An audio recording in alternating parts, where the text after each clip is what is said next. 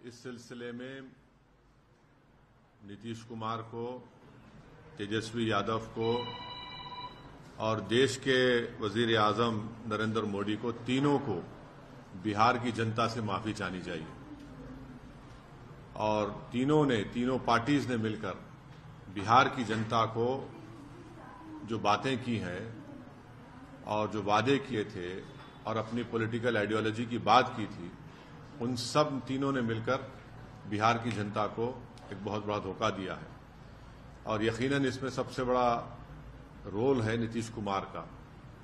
नीतीश कुमार कल तक हमको गाली देते थे कि ओवैसी बी टीम है।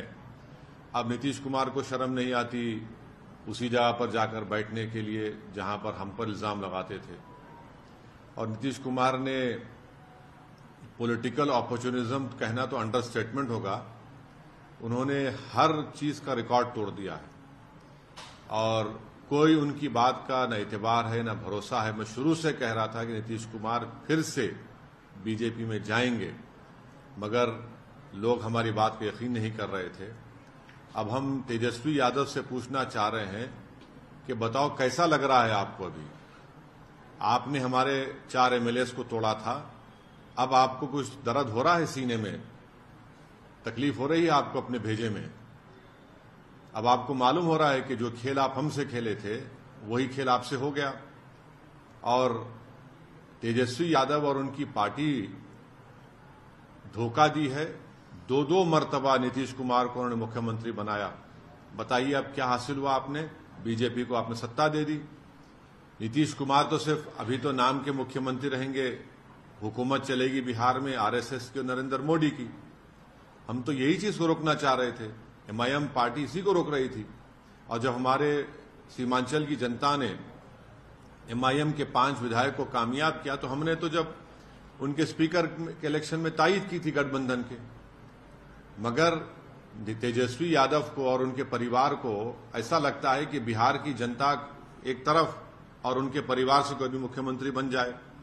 नीतीश कुमार को लगता है कि मैं जब तक जिंदा रहूं मुख्यमंत्री रहूं, और बीजेपी को लगता है कि भाई हर चीज हमको मिल जाए, चाहे कुछ भी हो, किस तरीके से हो जाए। देश के प्रधानमंत्री का भाषण मुझे याद आ रहा है जब नीतीश कुमार ने वो ऑब्जेक्शनेबल बातें कही थी महिलाओं के बारे में। देश के प्रधानमंत्री ने कहा था क्या गंदगी फैला रहे हैं, और देश के प्रधानमंत्री ने महिलाओं से वादा किया था कि मैं आपको इन लोगों से बचाऊंगा।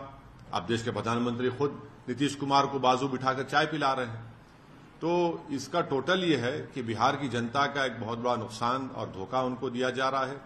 बिहार में डेवलपमेंट रुक चुका है, अफसरशाही बढ़ चुकी है, और हम तो शुरू से सीमांचल की लड़ाई लड़ते आए, लड़ते रहेंगे।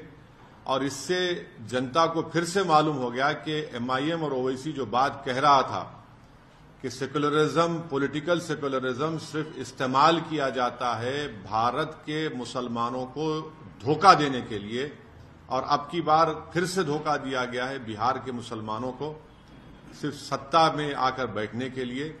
मैं उम्मीद करता हूं कि न सिर्फ बिहार बल्कि पूरे देश के जो अल्पसंख्यक समाज, मुसलमान और जो हमारे सेकुलर जहन रखने वाले हिंदू, ओबीसी और दलित भाई हैं, वो देखेंगे इन चीजों को कि कैसे सेकुलरिज्म के नाम पर चुनाव में तो वोट लिया जाता है और उसके बाद फिर आपकी वोट को ले जाकर आरएसएस और मोदी के झोली में रख दिया जाता है।